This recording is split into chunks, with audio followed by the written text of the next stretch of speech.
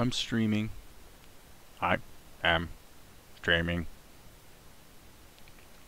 I think it's probably good practice to wait like 2 minutes. Oh, there's my live stream.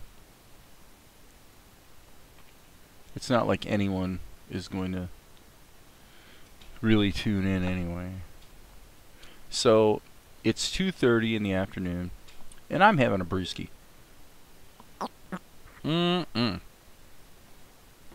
Well, outside we've got the slushiest ice storm we've had in many years.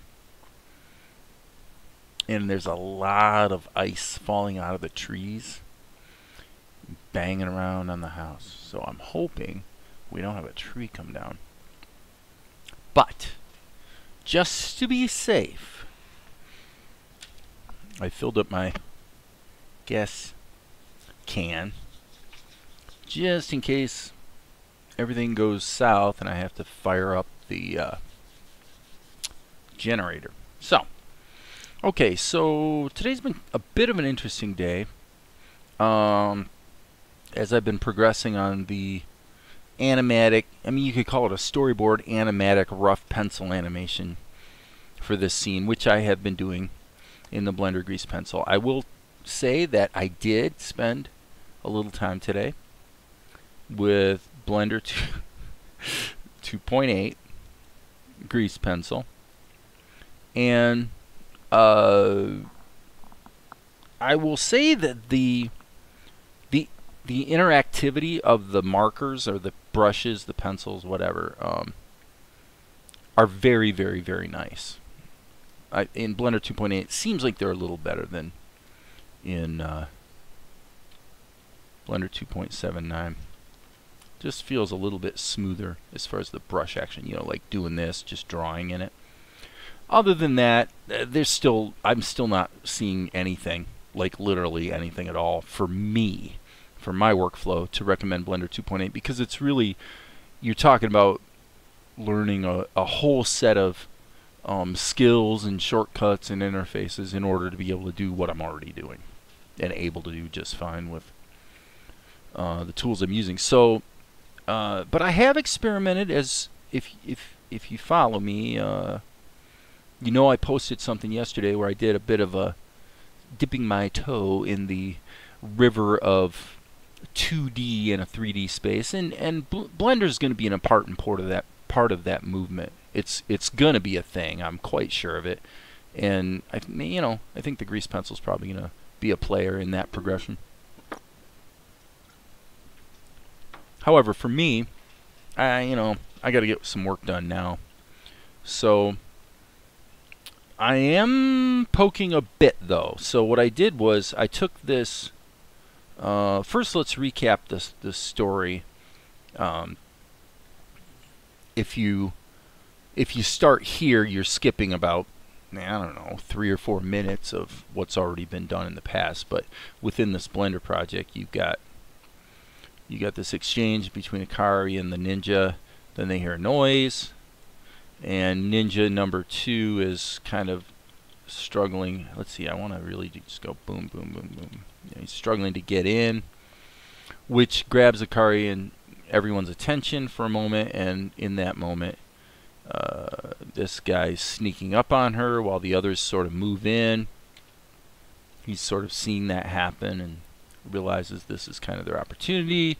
And then the one ninja that's all covered up like Spider-Man goes ahead and grabs her, which understandably kind of ticks her off.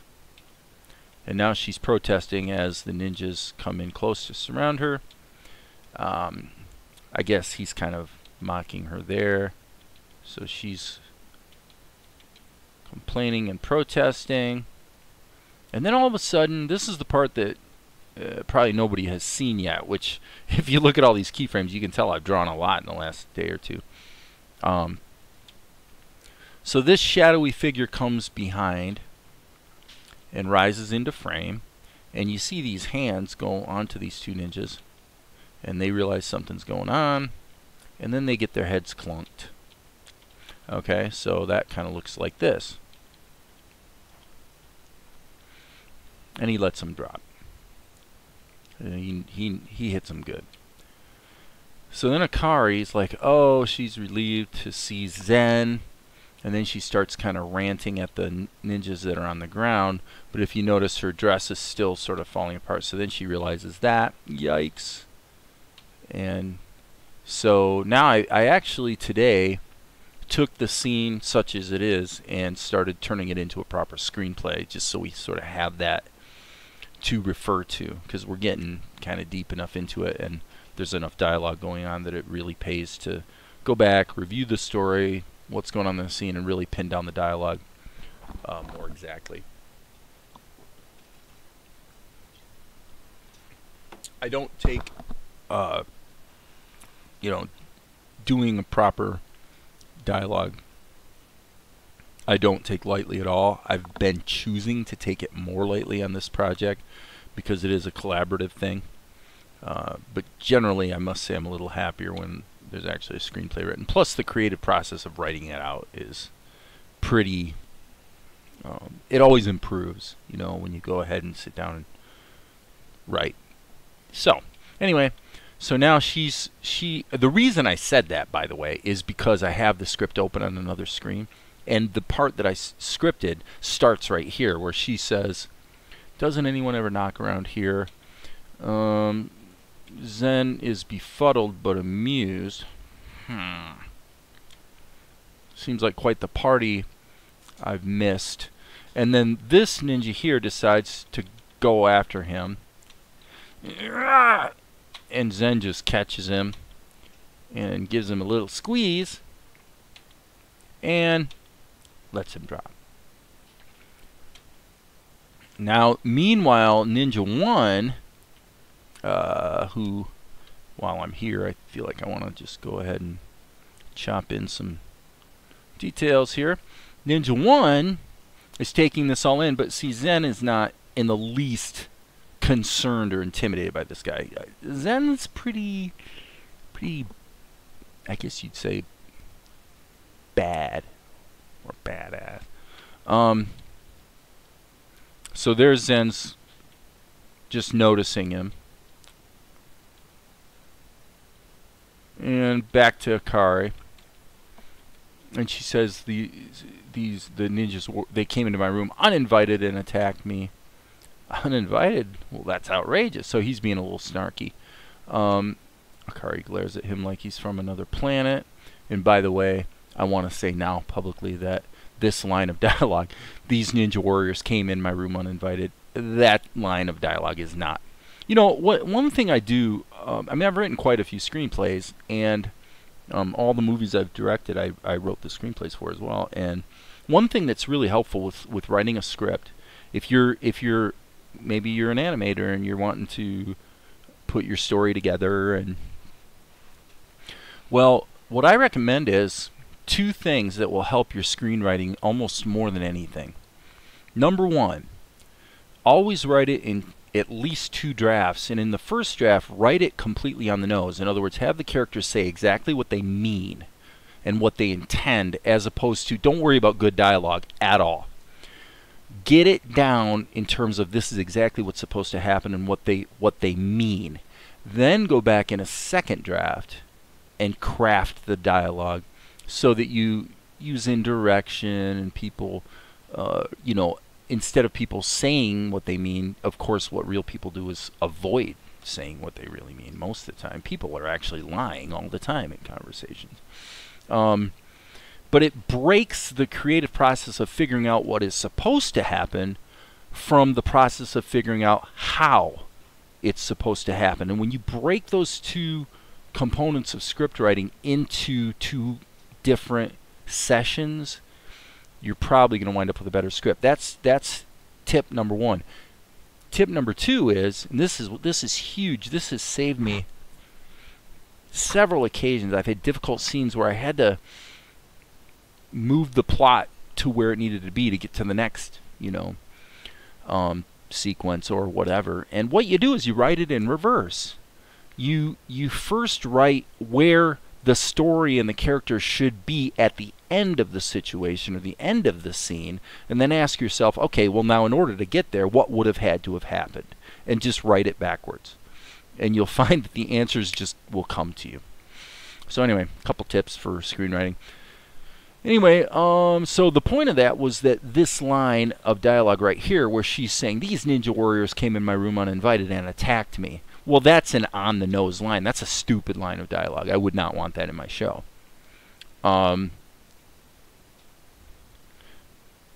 I guess I'm not going to actually try to figure out right now live on YouTube what she would say, but it would be more, it would be hemming and hawing, and these ninja warrior, well, she wouldn't call them ninja warriors for one thing, and we don't really want to have her using vulgarity, so you know I've got to think about what exactly I want her to say, but I'm thinking she's sort of stammering out a description of the situation she has found herself in, which is already painfully evident to Zen. She didn't need to explain it to him.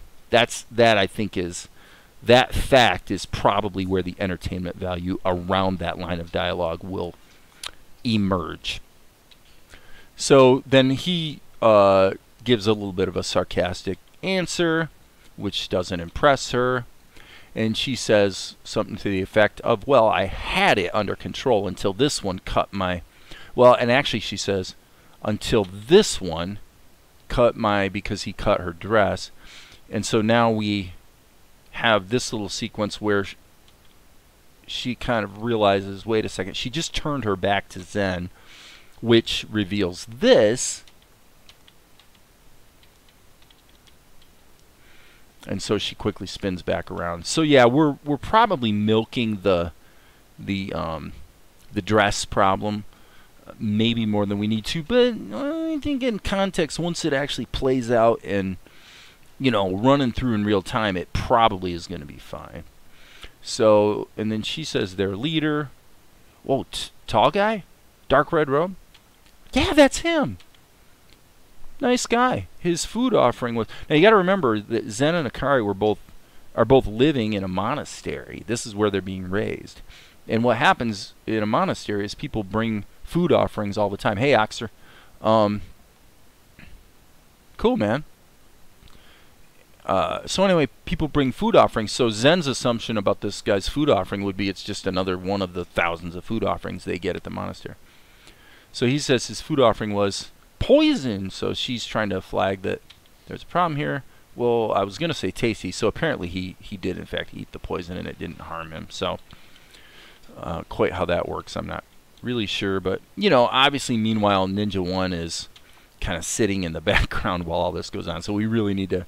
And he's weighing out his options. I mean, the guy had to have just seen Zen. Jay, I mentioned earlier before you came on, I actually was working with Blender 2.8 today. And the short answer is there's not much there for me at this point. You know, everything... Okay. All right, fine. If we're going to go down this road, let's go down this road. And I'll make it somewhat brief, but I'll show you a few things that I did notice. Actually, no, I can't. After I got done using it, I'm like, it's not going to happen. Probably going to be a few months or something, at least another month before I try it again. Here's the deal. There's the things that are cool are actually not that well conceived yet, some of them. Okay, one example would be the curve tool. Okay, for example, in opentoonz and in other, like Toon Boom or other sort of, let's say, venerable animation programs that have been around for a long time, you got a tool called the arc tool. It's a common thing.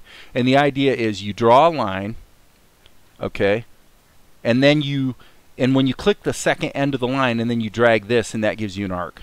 Okay, all right. So it makes it easy to put fairly precise arcs in there. And when if your job was a dedicated inker, then that would be a useful tool. Well, in Blender 2.8, they've got essentially two versions of the arc tool. The first one is kind of like what I just showed, but you've got to click, and then click a third time in order to bend the arc. I don't remember if that one has the ability to daisy chain them. Now the curve tool that's new, I think is a little closer because you can draw a curve. No, I guess the regular curve tool does let you daisy chain them, which is a good thing. So that would be something in Blender 2.8 that I think is cool, because I actually was saying just the other day that this is what they need in opentoonz, is what I would call the poly arc. So the idea is you'd go click, click, and draw your curve, and now magically your next arc would be started at this point right here automatically, you know, and you go until you hit escape to like or enter to finalize it or something. But the idea is like a poly arc. So I will say that Blender 2.8 has something pretty close to that. I personally don't like the fact that when you go and draw the initial arc, it's actually a curve. It's not a straight line. So you can't go click, draw a straight line, click, drag. It's more like click, click, and now you've got a curve that definitely is not the curve you wanted, and then you got to click the little blue dot to go ahead and fine tune it. I think it's, you know, in practice, it's just not as well conceived a tool as it could be, but it could be awesome. And I definitely like the fact that you can hit the E key and have it go ahead and make another arc that starts where the last one ended. That's a great feature in 2.8. Let me just check my I'm checking my downloads here, because maybe I still have it in here. Yeah, it looks like I do. No, I don't. I thought I did, but I don't. I've just got the folder. Apparently I moved the files. I didn't copy them. So, and I had mentioned earlier, Jay, that the basic interactivity of the drawing tools in 2.8 does seem a little smoother. I really like the I forget what they call it, but it's like a real-time smoothing that it's pretty good, because when if you draw a shape that has a point to the end of it, like say spiky hair on an anime character, when you draw the spike, it doesn't get smoothed out. So it's like you've got this nice smoothing that goes on, but you don't wind up having all your sharp corners smoothed out. So the real-time smoothing in Blender 2.8 I like. Other than those, the new curve tool in 2.8 is a lot better to reference that point.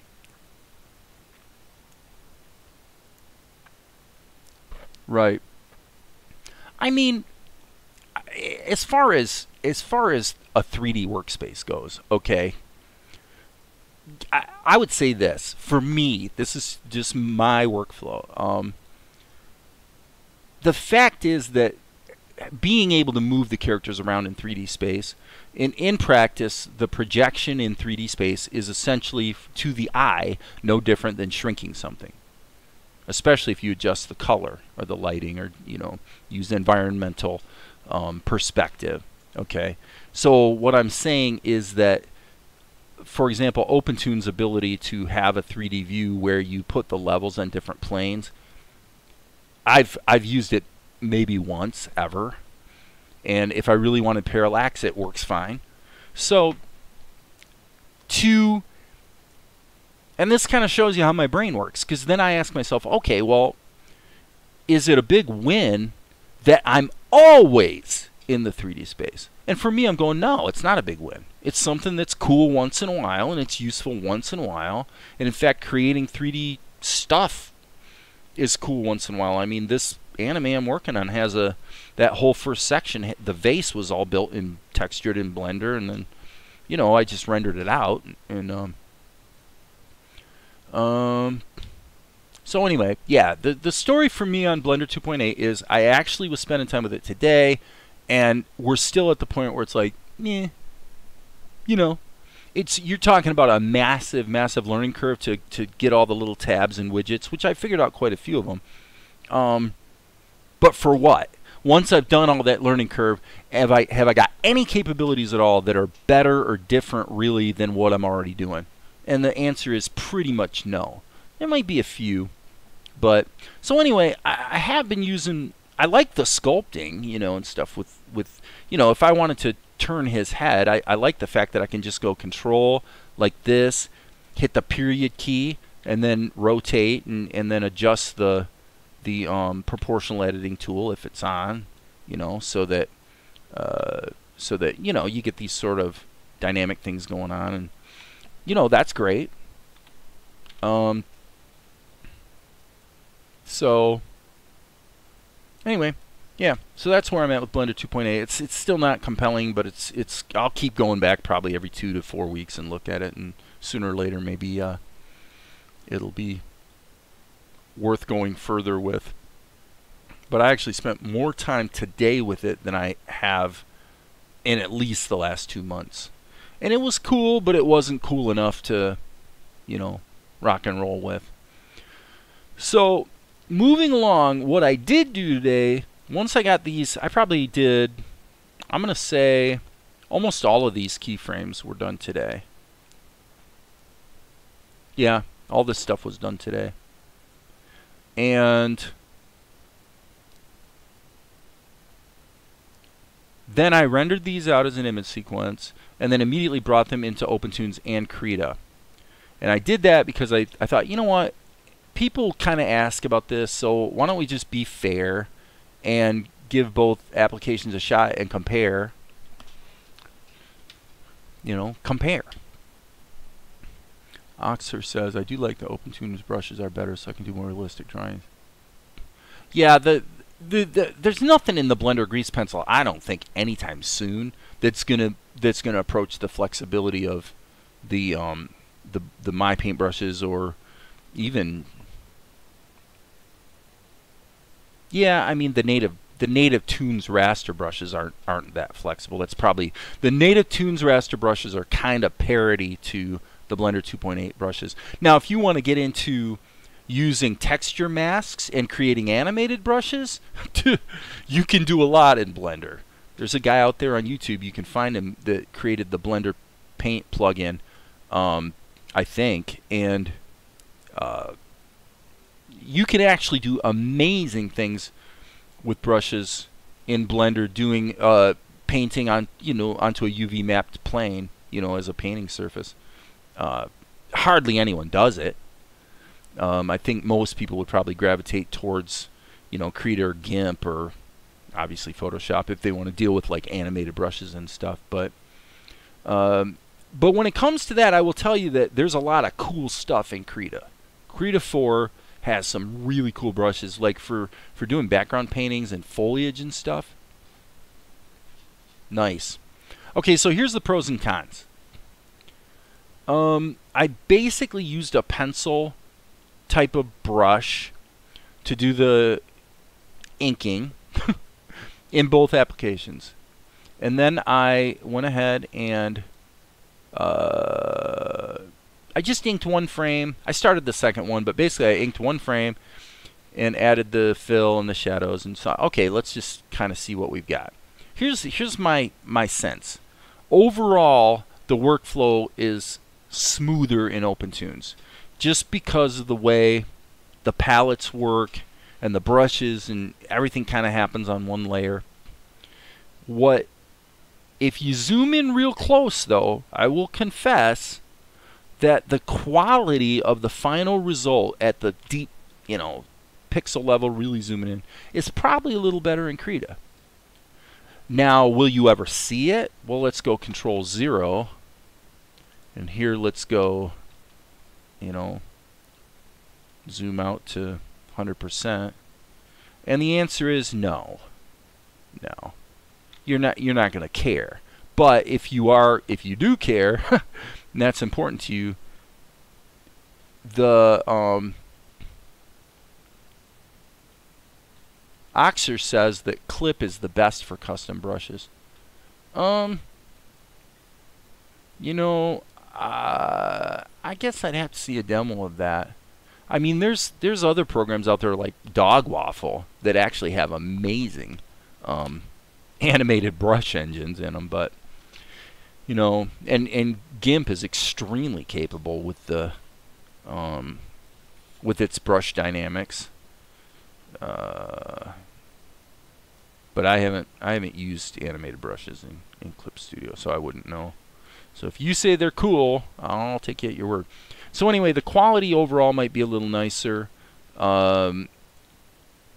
in Krita, but what makes Krita a little clunky is that you've got to go in and create your layers and then manually go in and insert keyframes all the way through here, and then you can drag and drop them, but basically copy those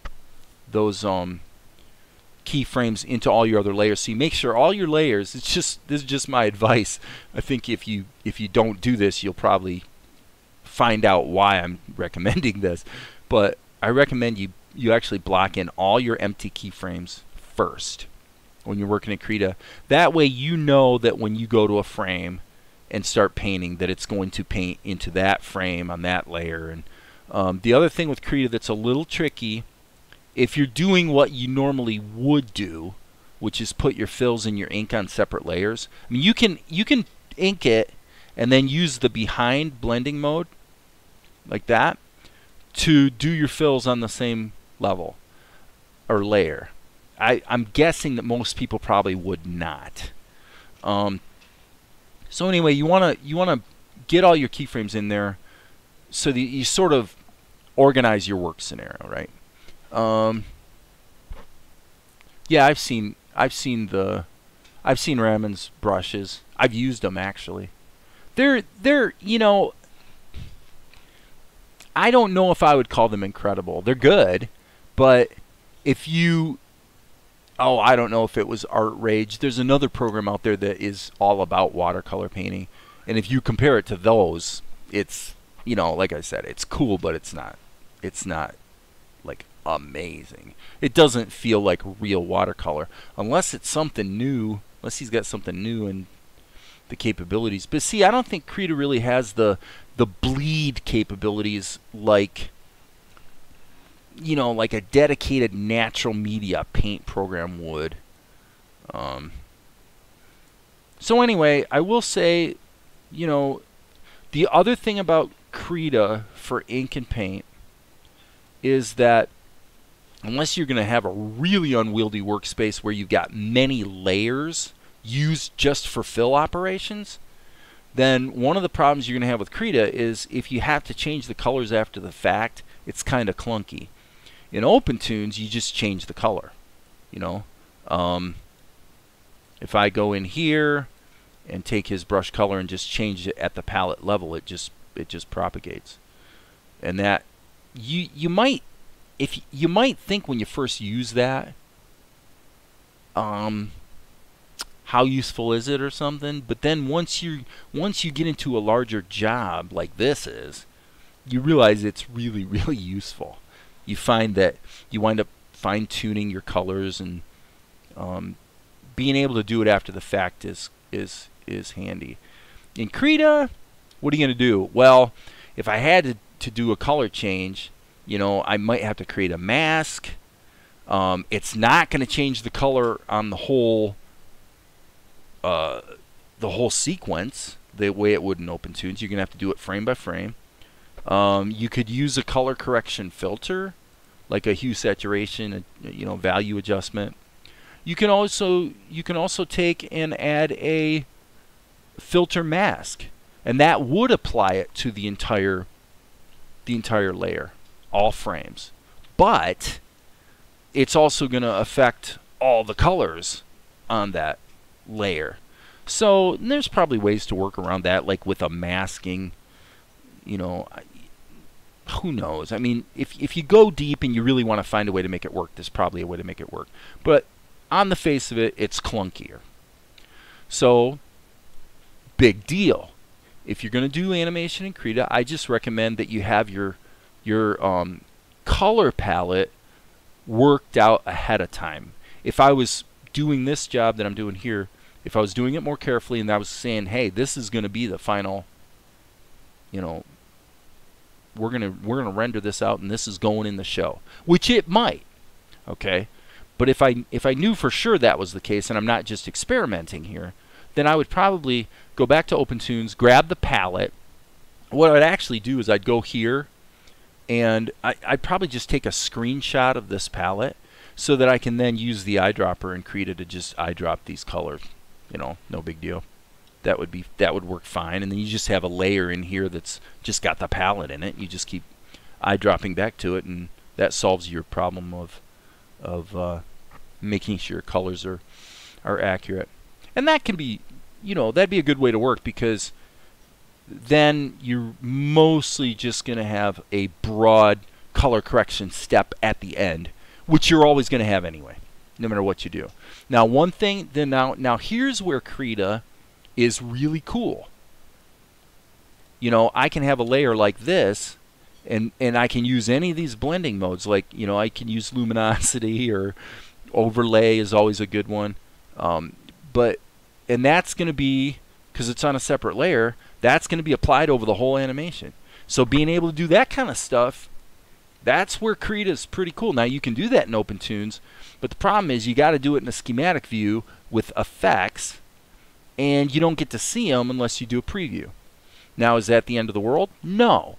If you wanna work that way, then all you got to do in opentoonz is open up the combo viewer. If you have multiple screens like me, you just put it in another window and put it in preview mode. I drag that to the other window, so now if I add an effect, I may not see it in my quick preview, but I can see it up there. So, that's not the worst thing in the world, but it's nowhere near as interactive and fluid as the Krita, GIMP, Photoshop manner of just being able to add layers and this sort of thing. So, the other thing with opentoonz in that regard is the memory consumption goes. I'm sorry, I said opentoonz, I meant Krita. And one of the things you will run into with Krita is the memory consumption goes through the roof. Once you get beyond just a few layers and a few frames of animation, it's like you're into gigabytes sometimes of memory. This right here is claiming 300. When I looked at the task manager says double that. Task manager says Krita's at 623. By contrast, opentoonz is at 200, and the opentoonz project can get really, really, really, really big with many, many, many, sub-X sheets and layers and levels and effects, and the memory consumption, it goes up, but not nearly as quickly as it does in Krita. So those are just pros and cons that you want to be aware of. And if you can work in smaller bites in Krita, then there you go.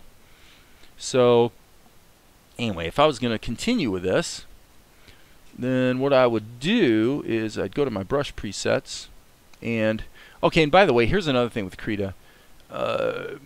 My favorites is empty. Okay, that's like a total Krita-ism right there. You have presets and you have favorites and you save them, and then you close Krita and then you open them up later and they're gone. That kind of stuff happens all the time, so be prepared. Anything you do to customize Krita, I personally say it's not very robust in the sense of managing the metadata associated with your program preferences. And I think it's always been that way. I guess if I was going to rant about something with Krita today, this would be my rant. I'll make it really short. Krita used to have a little icon that made it so that it was impossible to do this and accidentally, because once you start working fast, it's really easy to click down here and accidentally break the panel loose. And sometimes it's a little clunky to get it back where it was. Well, they used to have a little icon to lock it, and the developers just took it out. And if you go search on it, because for me, I'm like, geez, that like saved my life, the fact that I could lock my panels, because I was finding that they were getting bumped around more often than I would like. And what did the devs say? They said, no, you can't do it anymore. Oh, and people responded. It was like in a forum or something. They're like, well, isn't there a way to like do it in the preferences or something? No. No, just can't do it anymore.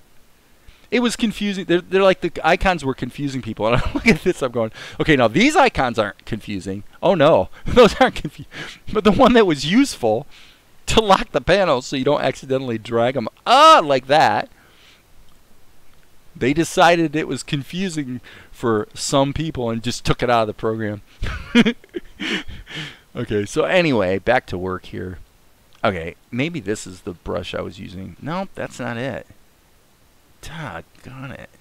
I think Krita literally threw away my...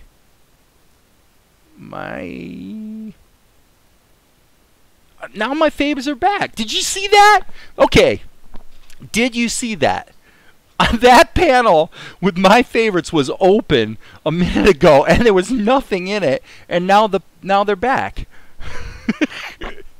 I have witnesses. That is like really, really common in Krita. Okay, all right, whatever. That's cool. I got my brush back, so I'm good, right? That's so bizarre. No, to me, it's like, I don't know if they save stuff like in the Windows registry, which, if you've done any software development, you know that's like the stupidest thing you could ever do, is save stuff in the registry. You know, there's no way to recover it if things go wrong. You know, and seasoned developers, you know, like these old fogey fuddy-duddy Unix guys, have this crazy idea that that your preferences should be kept in a simple text file. Encrypt it if you want to, but it should be kept in a text file, so that it's not only separate from the program and it's not like locked in a binary fashion, you know, somewhere in the system and you have no idea where. And when something goes wrong, you're screwed. You got to call tech support. Now, if your preferences are all in a text file, you know, you can always just open it up in a text editor and fix things if they go wrong, or at least you can know where your preferences are kept. And so the idea of a binary repository for personal data like the Windows registry is to me it's not that it's evil, it's just stupid. And it's well established why it's stupid. It's never been a good idea. And you could argue, well, it's for performance. Okay? We're going to use a binary format because it performs better. Okay. When you talk about preferences, you're talking about a file that gets loaded and read one time. One time. It's not like a database where you're, you know, diving in and reading to and from it like all the time. So at this point in history, I just kind of question whether binary formats are that important. Now there is a middle ground. A middle ground would be something like, if I'm not mistaken, the Aura format for MyPaint is a pretty smart format, because actually the .ora files, whether you realize this or not, Jay, I would say yes and no. I'm using it right now just for the heck of it. I wouldn't call it a powerhouse though. It's I'll tell you why it's not a powerhouse compared to opentoonz. Because you can't ripple. If I grab this keyframe and drag it around, I can't force. I'll try. I'm pretty sure I can't. Like I can't hit, you know, the go key would move that, but what if I hit Shift G? Nope. Control G, maybe Alt G. You know, is there a way to ripple the keyframes? Nope, you can't do it. Well, when you are storyboarding, you're gonna find out you have to ripple a lot. You just are. And so I have to say that, and that's not that is not a sexy feature. You know, all the stuff that's coming out right now with the Blender Grease Pencil is sexy features. But the pedestrian features, really well implemented, oftentimes turn out to be the things that were actually the most important. Actually, this is wrong. I need to fix this. So now this I like in Krita, is the way I can just switch to the eraser real quick, and then unfortunately, if I switch away from the eraser, any sizing is retained, so I actually have to click. I have to re-click back to my to my pencil, which is kind of silly in my opinion. It is what it is. So,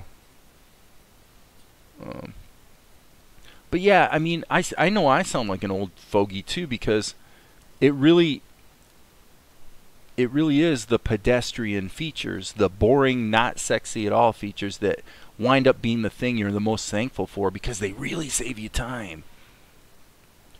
opentoonz is guilty as well.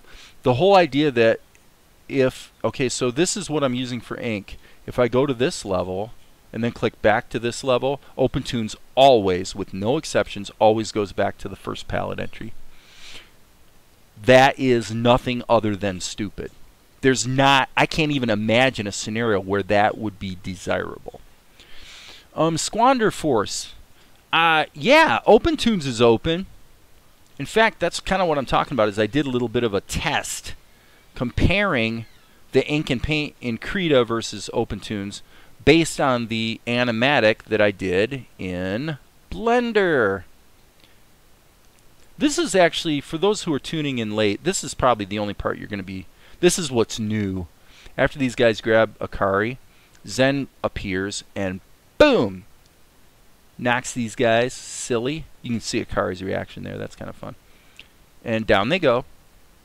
And Akari is talking, but she's still losing her dress. Ah!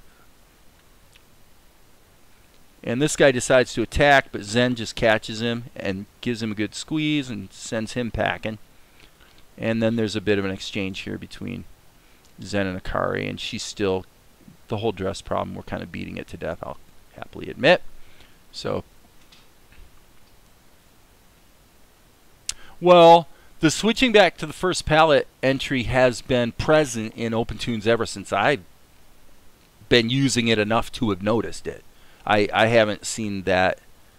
I agree with you, though. It's probably not by design. It's probably just something nobody ever thought about. I don't know. But anyway, the upshot of what I was talking about earlier is that the ink and paint, Krita, actually, I like the fact that you can just get in there and do everything with a brush, and it looks good. I mean, it really has a nice cel-shaded quality to it. I cannot criticize it, but there is more housekeeping involved with your layers. And if I had to do what I do have to do here, which is ink and paint 72 or 73 frames, I think it's probably going to go faster in opentoonz. I think it's probably going to be faster and more reliable. Unless I bring in, you know, a separate layer that's just got the palette in it. Because I'm going to actually, at this point, I'm actually going to have to jump back to a prior frame and sample the color, so then I can then go to this frame and fill it in, you know, that sort of thing. So, another thing is, let me think here. Okay, so here's where features can sort of fight against each other. Here's a good example of it. Okay, it's kind of commonsensical that you want to have your fill in a separate layer if you're able to do so. It's one of the reasons why the final image quality is probably a little better in Krita, is because the fill is actually behind the outlines. Whereas in opentoonz, if you zoom in real close, you begin to see this really pixel blocky sort of thing going on as it's differentiating between lines and fills. But the important thing is that it doesn't matter. Okay, if this was going to be broadcast on television, it looks fine. If you take any anime that you might download and zoom in real close, you're going to find out that it's a little pixelated here and there. That's okay. It's just not that big of a deal. So, getting back to Krita, so if you're going to fill on a separate level, you have to be able to have the program respect other layers that are open, because it's got to respect the ink level in determining what to fill.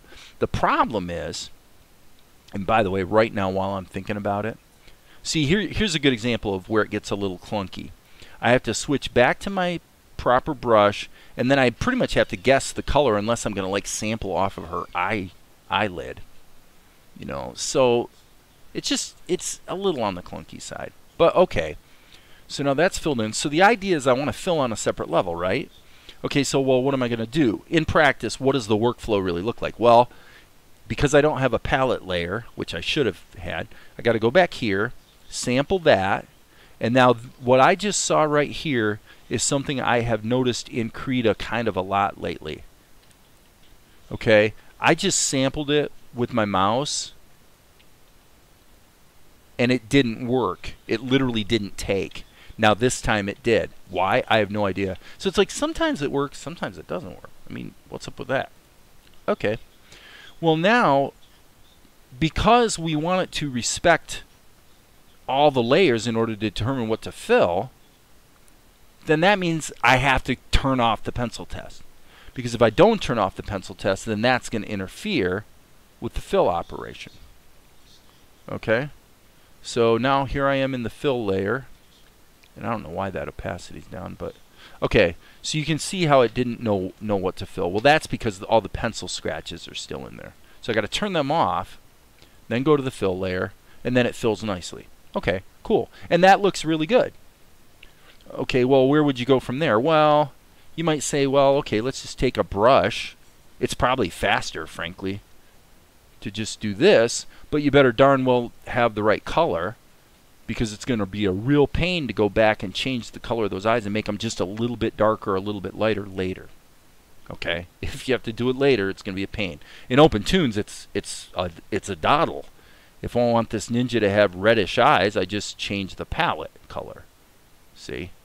So there is no analog to that in Krita. But what is cool is I can jump over here, and you know, it would be better to have, again, a palette layer to use to just sample colors. But you know, you just go in, and it's the bottom line is it's fun. You know, it's quick and it's fun to go in and. All right, so I don't even know what color her hair is supposed to be. I'm kind of moving fast here. So Control Sample, then go here on the fill layer, fill that baby, fill that baby. Okay, so now another problem with Krita that you're going to find, and you get this with opentoonz as well, is you're going to get this kind of stuff. And you're especially going to get it down maybe here, like in these corners. Those aren't too bad, actually. This one's a little bit problematic. So now what I got to do is sample this, probably just go back to my pencil. Frankly, it doesn't much matter what brush I use. But this type of fine-tuning, you're going to have to do a lot. And that's okay. I mean, you pretty much have to do it in opentoonz all the time, too. Any program. Ink and paint is the drudgery of animation work. It just is. So we'll go like that, and then we'll, whoops, fill, baby, fill. Okay, and if you make one mistake, now you're into a bunch more tuning up. So that's all right. Got it? Okay. So now we could, okay, and I'm doing this on the fill layer. Maybe I should be doing it on the ink layer, but it doesn't really matter. But I like being able to go back in with a pencil and just tune it up a little bit. You know, it looks good.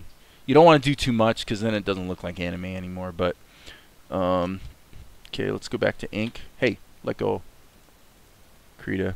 All right. So actually, I don't know what I just did. If anybody knows, just tell me. I don't know what I did to invoke that tool. I've seen this happen before, and it wasn't the space key. And now hitting escape. Okay, so this is a Krita-ism. Hitting escape doesn't get rid of it? Really?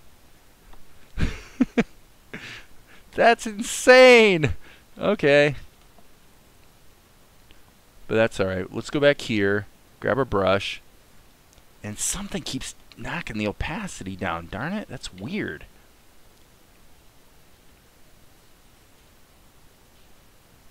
That is weird.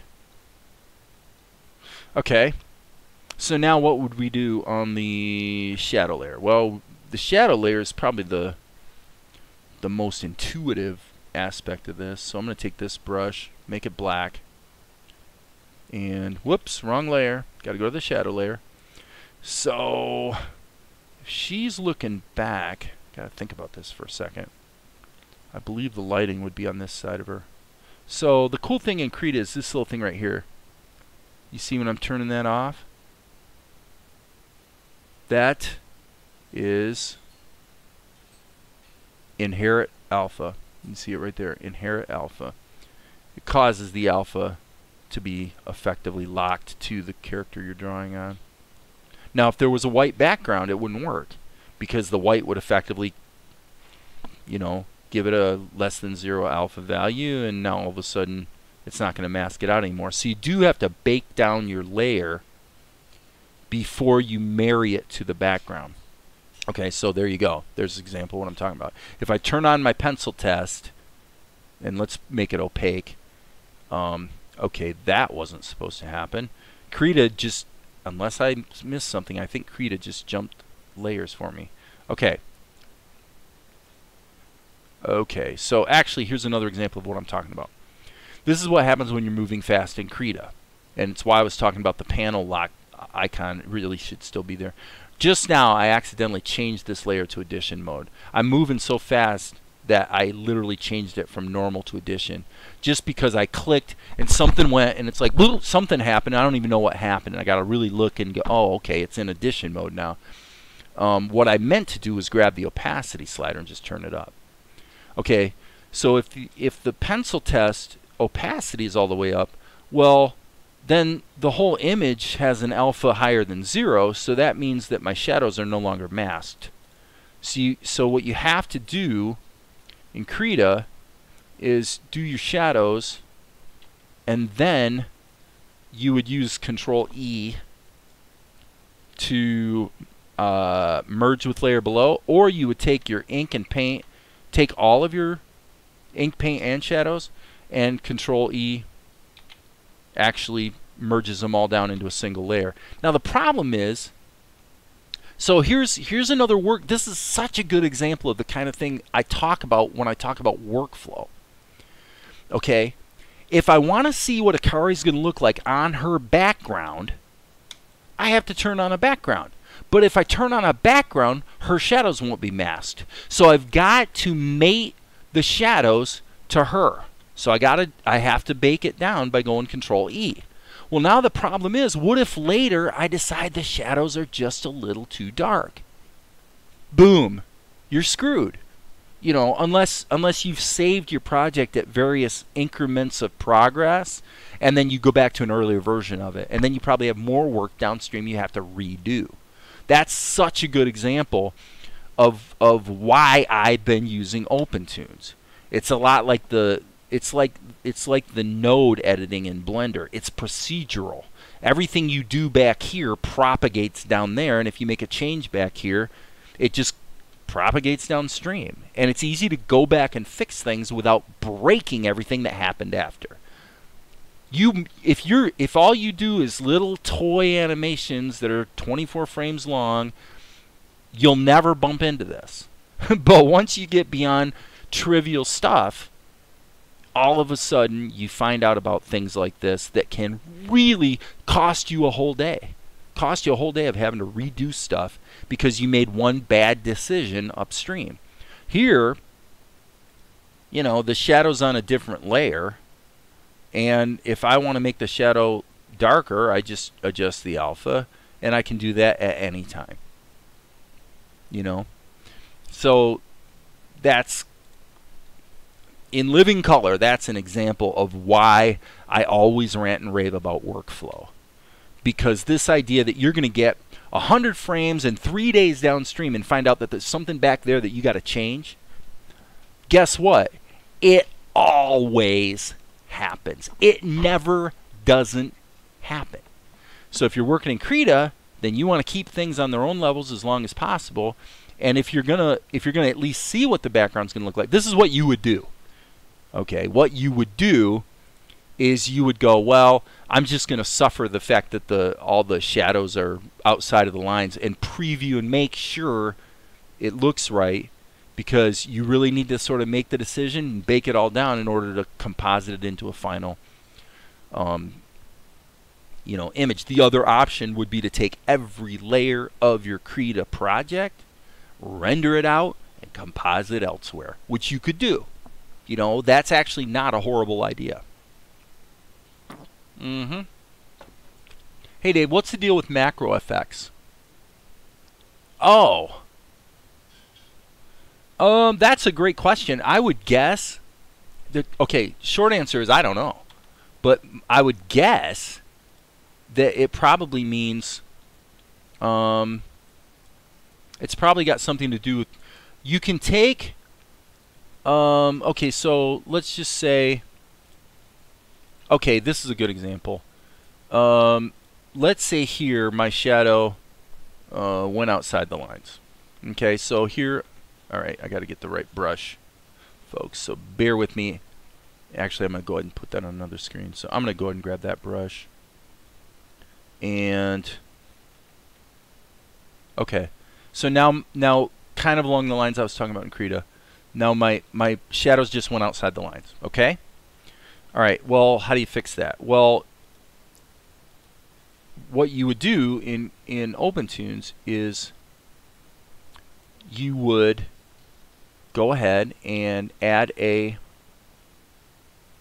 there's actually multiple ways to do it, but let's say you add a multiply INO, okay? And then you click clipping mask, and so now what happens is when you preview it, as you can see, the shadows got clipped. Now we're seeing the pencil layer, but okay, so now the layers are clipped. My guess is, Jay, is that if I go now and I say, I'm going to take this combined image and I'm going to do an image adjustment. Let's just use curves because curves are very intuitive, okay? Looks stupid, but it's an example. I think there's a way to combine the, yep, right there, make macro effects. Boom. Okay, so now that probably means that I can go here, and what I don't know is where the macro effects are kept so you can reuse them. That I don't know. So, yeah, it's just a way to basically, it's just like making a node group in Blender, same idea. And that actually, that effect does need to be in there. So, okay, I hope that helps.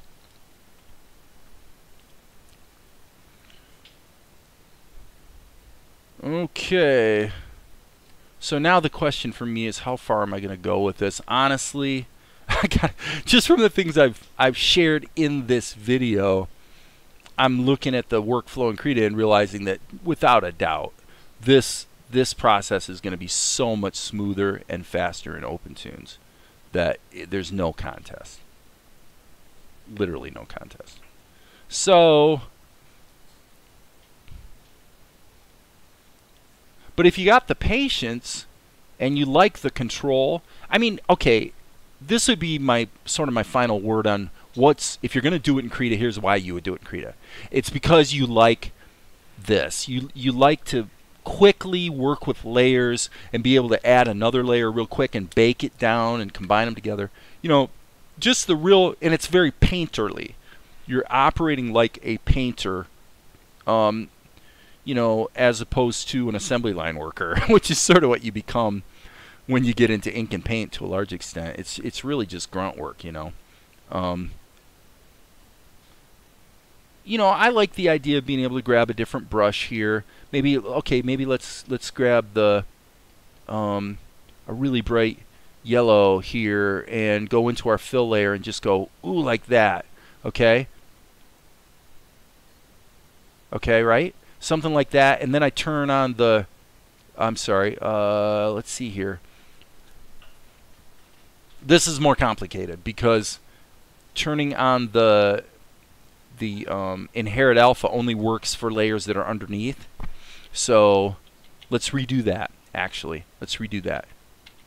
I'm going to rethink it. So in Krita, it is kind of cool that I can do this. Boom. It took half a second. But, okay, but there's a catch. The catch is you better remember to go back on, and there it is. So what you find in Krita is you're doing that all the time. So that's not necessarily based tweaks of your material to just add a little production value. It's pretty cool. Now, one thing I did here, by the way, that's completely stupid, obviously, is I put the light on the wrong side. Okay. But, you know, that's pretty cool. Could do a little bit on this side too, you know, and even, you know, just all we're doing is trying to up the production value, right? So krita really is pretty good about, you know, for that kind of thing. But you know, if I go in and put in all my in-betweens, this can become, you know, this can get very laborious, let's say, because you got to go in and redo it and redo it and redo it with every single frame. Whereas here, you could set up an effect like that and then mask it. You could do it all in the schematic view, and it would actually propagate across the whole timeline really nicely, blah, blah, blah, blah, blah. Okay, so here we are. Save this. I'm going to jump out of krita because clearly it's not going to be optimal for this grunt work that I really need to be cracking on. So let's turn that on and get busy with, yep, ink and paint. So what I'm going to do is turn this, actually I probably should open another X sheet, and let's get this, it's at 18. Seems a little darker to me. Let's turn it way down.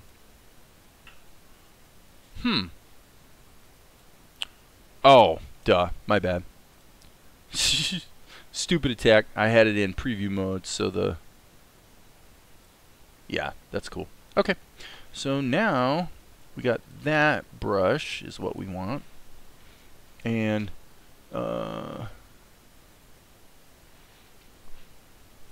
so I think it's like a plug-in system.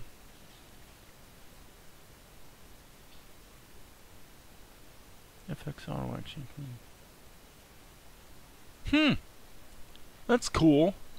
Jay, you should make a YouTube video explaining how to do that. That'd be kind of cool.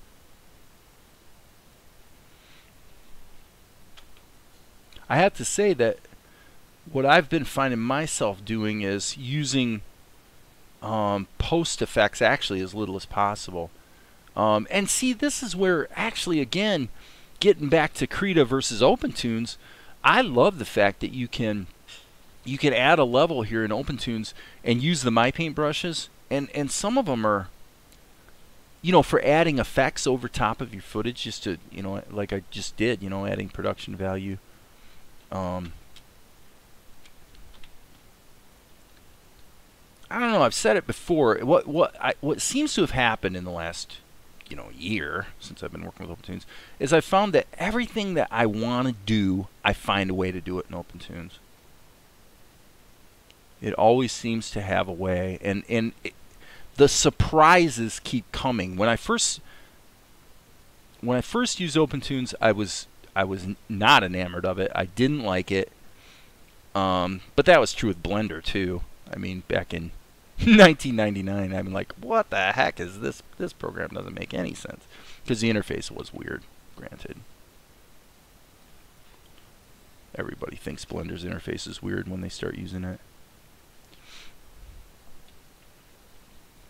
And with that in mind, I should say that I would probably say in the long run, the Blender 2.8 interface is going to turn out to be a win. I think it's actually a step forward. It's still a huge learning curve, though. Any way you slice it, it's a big learning curve. All right, let's zoom out. Oh, she's so pretty, isn't she? She's so pretty. We love Akari. Oops. She's kind of the hero of the show. Well, she is the hero of the show, actually. Heroine, I guess you'd say. So, lately in opentoonz, I've been using the MyPaint brushes for ink and going ahead and letting it be more sketchy, and I just compensate. Of course, that makes filling operations a little more unreliable, but what I found is I just compensate with the paintbrush. You know, I just hit the P key and just go in and quickly paint things. all the time. And since fill operations tend to be persnickety no matter what you do, if you can believe me that that's true, that it's always going to take some screwing around to get your fills correct and to tune them up. And well, if you know you're going to have to do that anyway, you know, I've sort of just arrived at, geez, I can just use the paintbrush. And bit of advice, never ever ever use the brush B key for coloring in stuff. Always use the paintbrush, which is not the P key by default, by the way. I set that up in my installation of opentoonz, but that's what I have done for quite a while. Alright.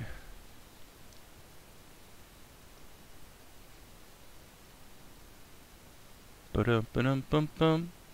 So yeah, I'm going to have to go in with paintbrush and tighten up some of these borders. Macro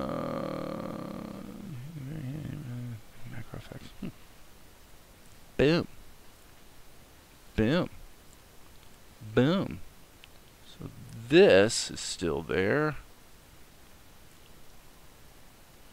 And I guess we'll just... Oh yeah, I remember. This is like this. So then her back of her hair. Now one thing that's useful is Alt F, which I have mapped to the fill check tool. So it's always a good idea to just do a quick fill check. Alright, now this guy, gosh, you know what I'm going to do? I'm going to draw this line here that represents the floor. Alright, and then I'm going to go D, D, whoops, D. So I'm basically going to duplicate it because I know I'm going to need that floor line in all these next 4 shots. So let's duplicate it now. And as you can see, opentoonz, naughty, naughty, naughty opentoonz. Jump back to the initial palette entry.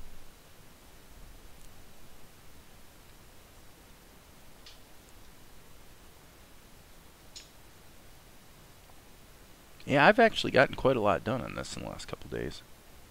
I'm really trying to get, I've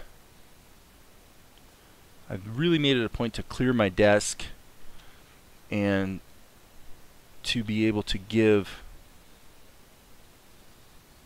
3 to 4 hours a day to just animating, drawing and animating. I'm pretty much there. The last few days I've spent at least 2.5 to 3 hours, and today it's been pretty much all day actually. So yeah, I love the My Paint brushes for inking. I love them. I just, not because they're better, but for this project, it's just, I just like the look. I like what the guys at Studio Trigger do. They did Little Witch Academia, they did Kill la Kill, they did starts with a G.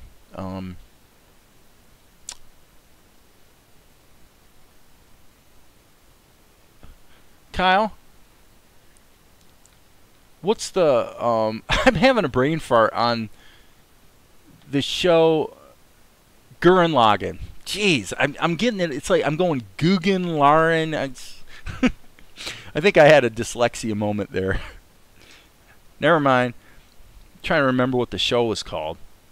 Yeah, they did Gurren Lagann. And so I'm not saying that their style is definitive. There are things I don't like about it. It's not right for every anime, definitely. But for something that's action-oriented and kind of loose, I like their style. You know, I just do. And so I've sort of adopted that aesthetic as much as I've been able to on this project. And it took a while because actually I only started using the My Paint brushes for the inking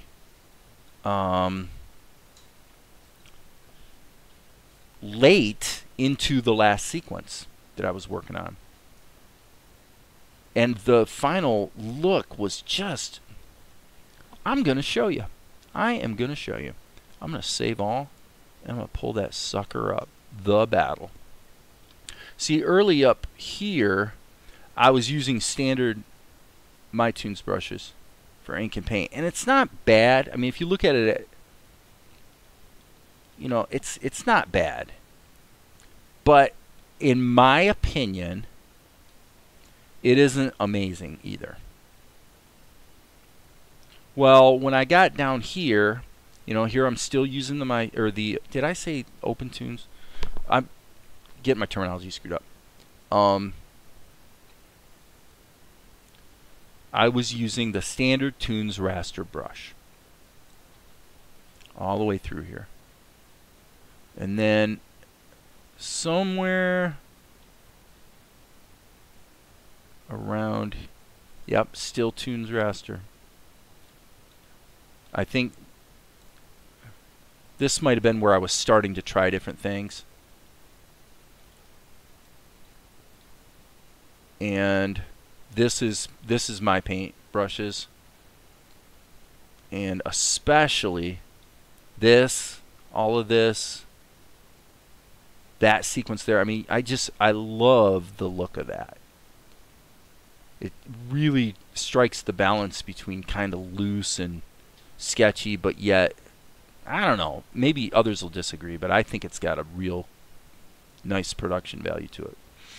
All right, back here. How he makes them. You create the macro like they show, and then I think you right click and choose save option. Yeah. Yeah, there you go, Darren. You do it. You're the tutorial guy. That'd be cool. All right, back to work. Back to work. Oh, curse you, opentoonz. You jumped back to palette entry 1. So, yeah, like I said, with the My Paint brushes, I do have a little bit more hassle in working with the fill operations, but A, it's not as bad as I thought it was going to be. It actually works quite well, surprisingly often. And B, the improvement in the look from my taste in terms of what I wanted is sufficiently greater that it's worth the extra work. It just is to me. So let's do, yeah, here's where we would have a little bit of a little bit of trouble. Okay, but you know, you just zoom in and fix it a little bit. Little fixie here, a little fixie there. We're in business. Okay, now this guy's supposed to have these glovey things going on. So yeah, I'll show you the. See, I mean, it actually fills very well most of the time, and you wind up with a little bit of this sketchiness. But what happens in practice is I always wind up going back in and kind of going, whoops, I'm sorry, not supposed to have the fill tool. Always wind up kind of going back in and just doing a little bit of sketching anyway. And then all in all, for me, it looks better. So anyway, there you go. Like I said, others may disagree. And it's not the right answer for every project. I mean, heck, if I was doing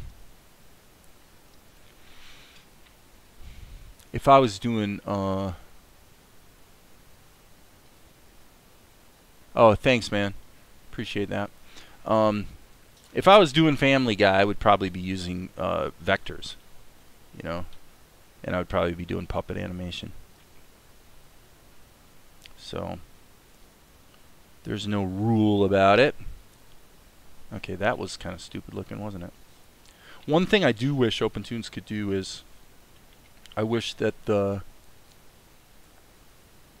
arc tool, see, that's still not right. Okay, I'm going to cheat. I'm going to go here, but make this kind of a charcoal gray so that I can use the line tool. Nope, that's still not right. That's not gray enough. I probably actually should make it somewhat. I keep making it too high, darn it. That's close enough for rock and roll. Alright. Can anyone remember what song that line is from? Close enough for rock and roll? Does anyone remember?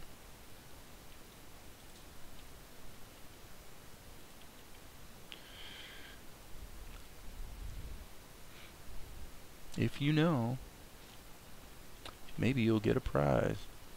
Alright.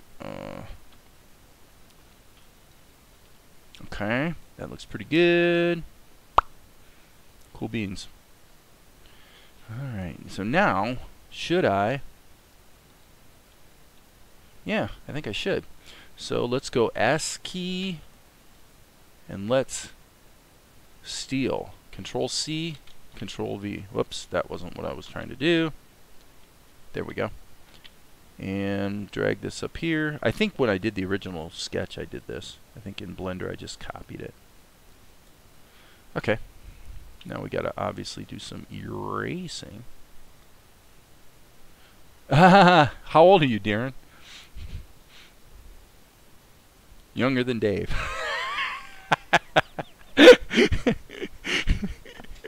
Right on, man.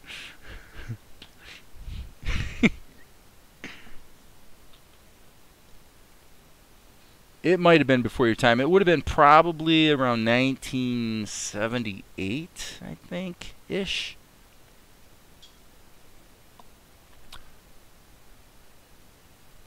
Yeah. Well, if you're going to do vectors, if you're going to do, you know, Peter Griffin with vectors, what I would always recommend is, as much as possible, start with plain geometric shapes like a circle, and then use the C key to edit the... So you're actually starting with a closed fillable shape to begin with. That's how I would do it.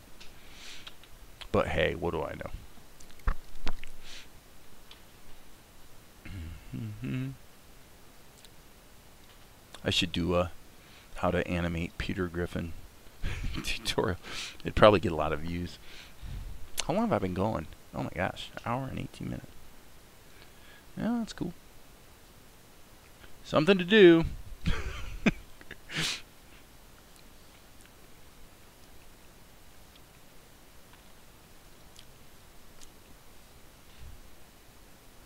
I'm going to make him just a little skinnier than I did.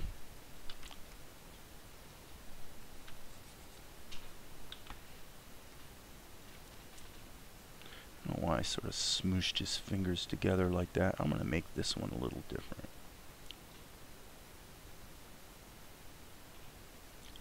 Okay, Dave. Really?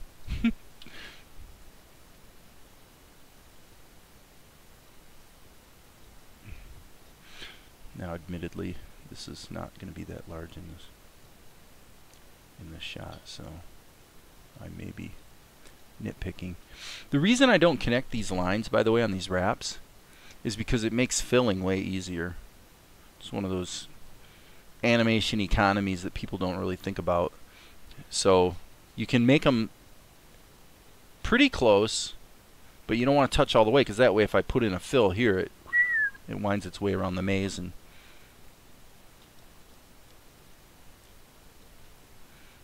oh, that didn't work. How did this get so small? That didn't work at all. Need to back up a little bit here so I can see what I'm doing. B key.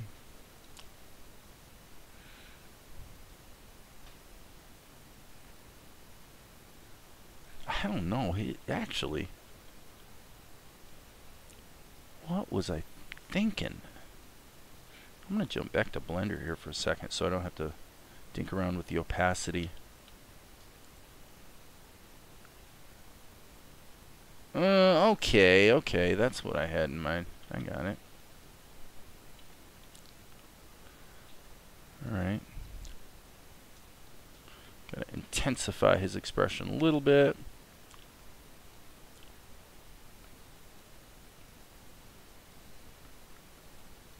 Nope. Missed that line.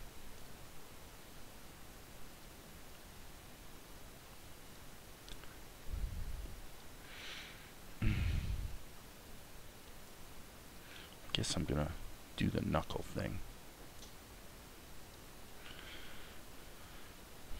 See how that plays. You know, again, this is one of those cases where we got a frame here that's gonna go by in literally about 1/8 of a second, so I don't know if we need to necessarily nitpick it to death. Probably we want to do the indication of his wrap right there. Yeah, that's an awkward pose, but it's supposed to be. I mean, the whole point is that he's really struggling to get up there.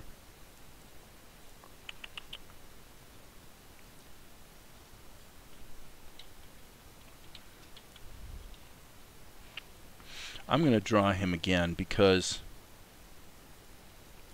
I think I just kind of want the energy of a little slightly different pose. So no more cheating.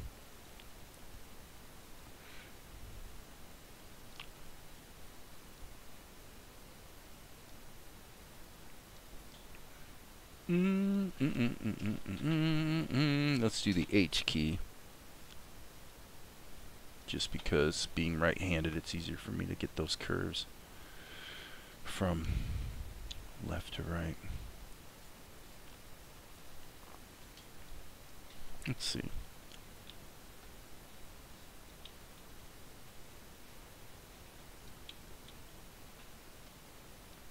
Nope.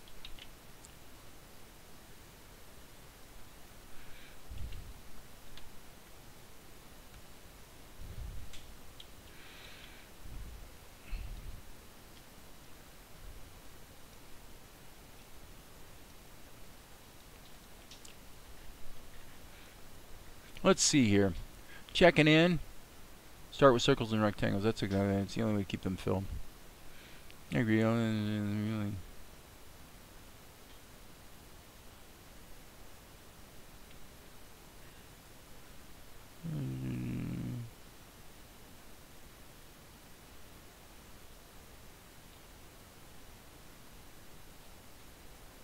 Yep. I know my friend Cannon White is he really likes Clip Studio.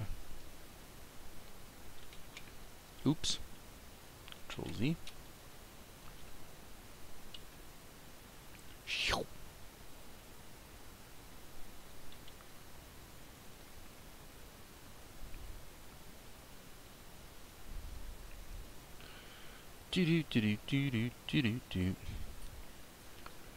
I have to say this.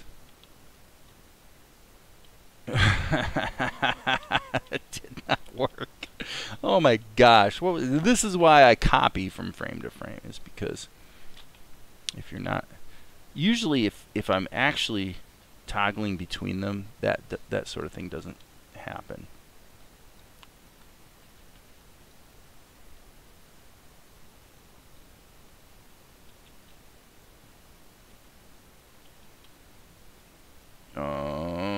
I'm going to go with this for the moment, even though I'm not really happy with it, because this is the weakest sequence in the whole scene, as far as I'm concerned. And I have to say it's highly likely I'm going to go back and completely redo this sequence. But, you know, just because I'm gonna sort of see it through here for a bit before I cut my losses. And okay, I'm actually going to go ahead and steal this though. Let's see. Hello. Okay. Oh yeah, wrong button. Wrong button there, Junior. Okay, and let's just say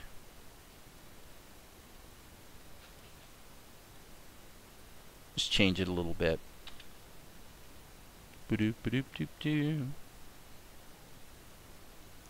Jump paint for comics. See, I've never even seen that. Jump paint. Never heard of it. I must be out of it, man.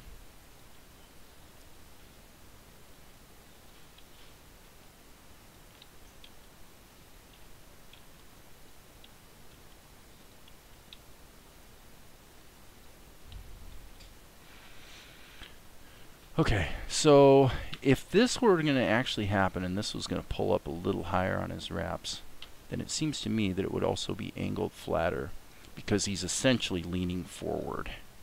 He's coming up and around. Yeah, I'm definitely not very happy with this sequence. Alright, let's...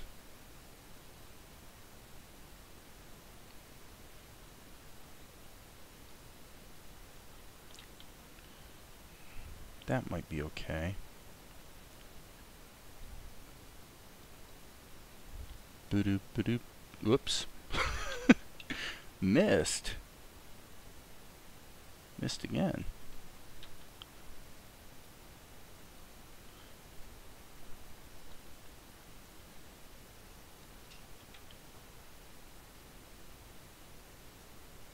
Oh, brother. Come on, Dave.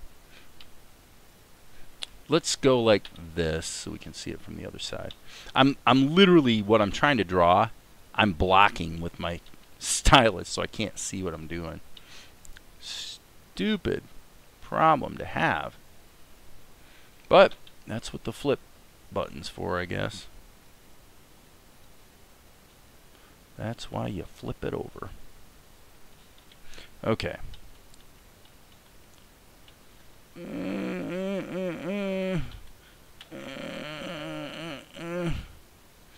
I want to feel him struggling. I need to put that stupid floor in a separate level. Okay. Well, yeah, that's what's supposed to happen. Is he's supposed to lurch forward? By the manga company Shogun Jump, they make Naruto. Nice. Good shows. I like My Hero Academia. I think that's a really positive, fun show. All Might. I am here. Wait a minute, that's not right.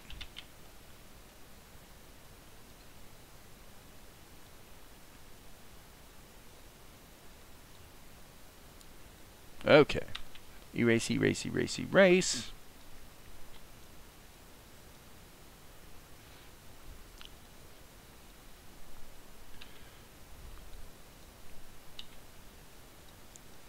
Alright, let's see. Yeah, I'm just gonna, actually, you know what, I'm moving on. I know darn well I'm not ever gonna keep that sequence. It's poorly done. The basic idea is right, but the execution is lame, so might as well just move on to greener pastures at the moment.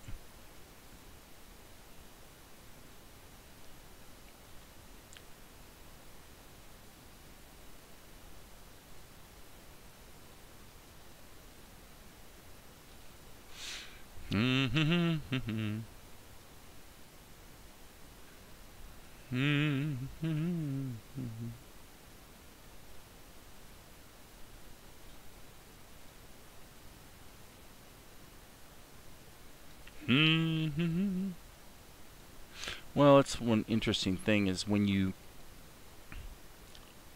do breakdowns, which is what I would call these drawings that I did in Blender, you can get very much in a stick figure mode, and what feels good and carries a lot of action and looks like it's good enough, you do run the risk of later when you go to ink it or tighten it up or whatever that you go, ooh, the loose drawings do have a lot of energy, but the execution's not where it needs to be. And that's what happened here. His facial expressions are okay, not that one. That one I just drew, I think, is horrible. Yeah. So, and that, I suppose that's probably going to plague this entire scene to an extent, for the simple reason that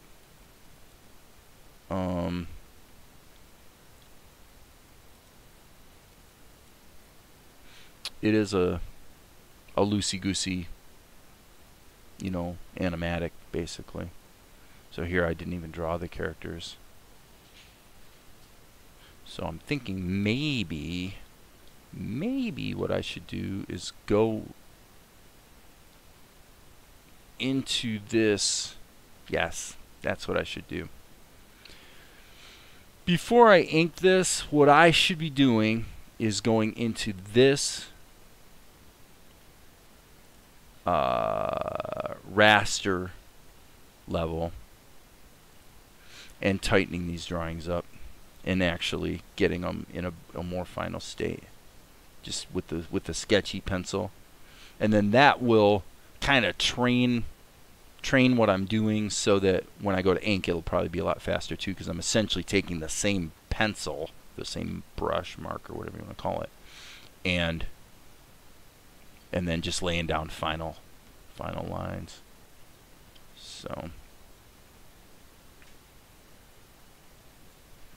So one thing that's both good and bad in Blender is that you can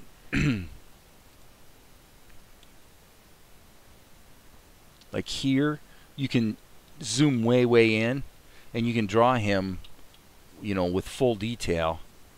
And then when you zoom out, of course, obviously it's shrunk down. But that can actually work against you. Whereas opentoonz, if you zoom way in, you know, it's obviously really coarse, but it sort of enforces the correct level of detail. It forces you to keep your drawings really simple, when in fact they should be simple. They should be very simple when you're zoomed out that far. This guy's all black, by the way. Black costume. Let's see here. Shogun.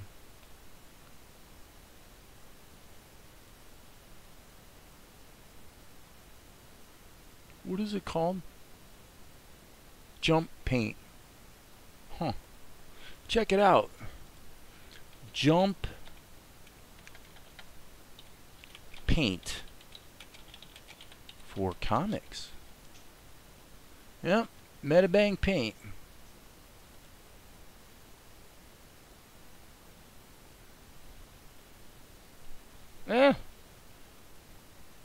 That's pretty cool. The official Jumps manga creation app. Okay. Yeah, it does look cool.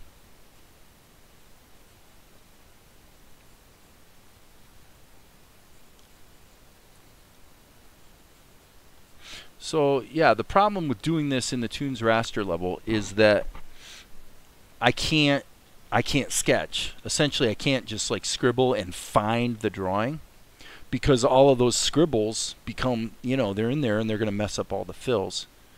So if you're gonna feel it out and try to find your drawing, then you really want to do it in a separate layer, which in this case is going to be the raster level. So this guy's actually all in silhouette. And actually, I've got this guy's wrong. This is supposed to be long hair guy. So I don't know. You see these outlines around the eraser? I have no idea what's causing that. I wonder if I turn the hardness down, if that has any. No, that's even worse. That's something I've never seen. It must have something to do with pre-multiplying. I'll bet you it does have something to do with the image being pre-multiplied. Okay, gang, I'm going to take a break.